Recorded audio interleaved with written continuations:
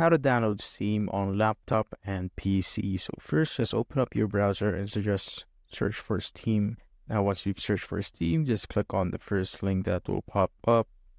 It will bring you to the Steam website. And what you need to do now is just simply click on Install Steam on the top right corner. And this will pop up, and just simply click on Install Steam right here.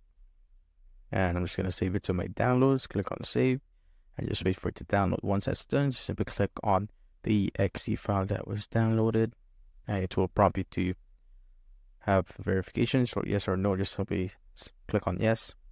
Once that's done, just exit out of your browser, then just click on Next, then Next, and just pick a destination folder. I'll just leave it at default, so just click on Install once you're done.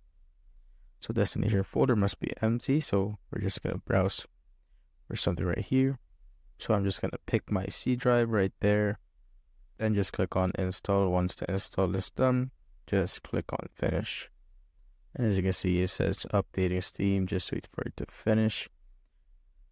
Now the download of the update is almost done. Just simply wait for it. As you can see, now it is extracting, and it's just updating basically the Steam app. So you just simply need to wait for it.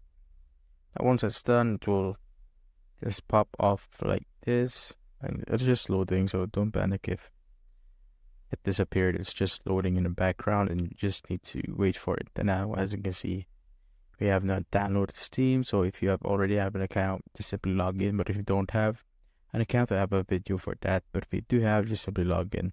I'm just going to put my details right here. Now I've logged in, so it's just waiting for me to log in here. So just make sure that you have a stable internet connection so that there won't be any problems logging in. So there you go, loading user data.